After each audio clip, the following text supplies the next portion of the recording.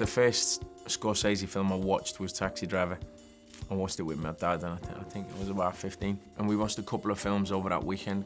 I said, Dad, I think I really want to have a go at this acting. And he was like, do you? I went, yeah, I really do, honest. And he went, okay. And we went to video shop, and we got 3 films, and one of which was Taxi Driver. The others, one was The Godfather, and one was Deer Hunter. So straight away, I was kind of immersed in classic filmmaking, do you know what I mean? Beautiful storytelling, strong characters, and stories which, you know, which meant something, which had a voice, and which was talking about the human condition. And for me, Taxi Driver just literally blew my mind. I'd never seen that world. I hadn't seen New York in that way before, but to see that richness of that world and the darkness and the depth of what he captured just absolutely blew my mind, and the performance was, you know, it's completely outstanding. And to watch Travis Bickle go through that massive journey he goes on, do you know what I mean? His hatred for the world and his feeling a part of like the outside of society, and you know, that beautiful opening and that music at the beginning, do you know what I mean?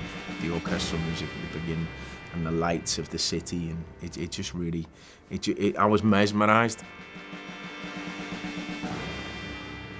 You know, where Harvey Keitel stood on a stoop and he comes and De Niro comes in, they have a little chat. Your name, Matthew?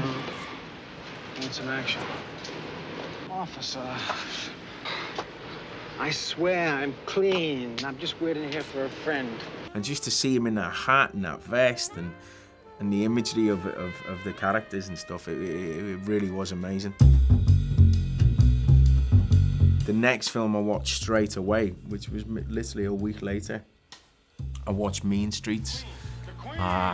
And that was, it was a world I knew nothing about, but was obsessed with then, do you know what I mean? And obsessed with that whole era and that culture and America at that time. It was, yeah, a lot of you know, British actors were kind of brought up on that stuff as well, do you know what I mean? And it really resonated. But the character study was amazing. I'd never seen character studies like that, do you know what I mean? And then I started watching a lot of films after that. But to see the way these people were portrayed was breathtaking. Goodfellas is still, I mean, it's in my top 5 films of all time, do you know what I mean? And again, that, all the different characters, all the colours, the tapestry that he puts together of all these different people.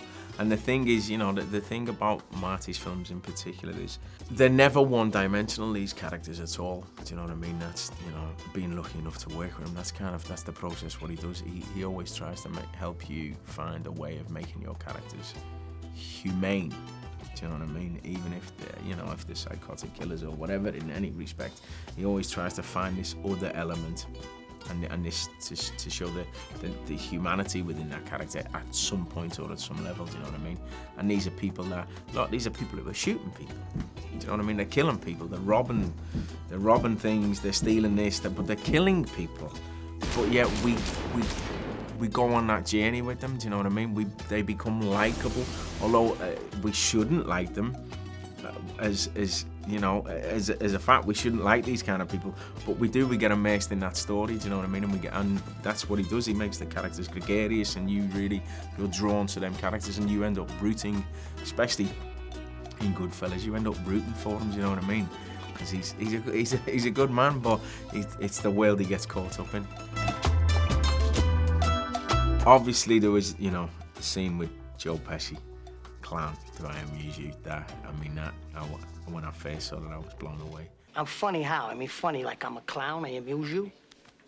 I make you laugh? I'm here to fucking amuse you? What do you mean funny? Funny how? How am I funny? Not just, you know how you tell a story, what?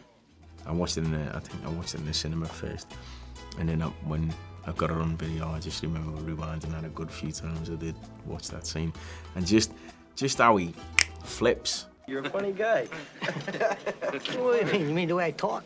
What? It's just, you know, you're just funny. It's funny, you know, the way you tell the story and everything. Funny how? He just goes. But then, again, they make you feel uncomfortable for the other characters as well, but you're kind of excited about what he's going to do, do you know what I mean?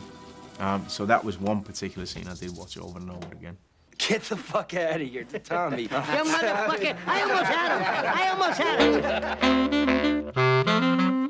It's his storytelling, both visually and with the characters that he tells his stories with, you know what I mean? You just become immersed in it. He is a master at telling stories, do you know what I mean? Like I said, about characters with faults, with defects, do you know what I mean? And he portrays the human condition beautifully, I think.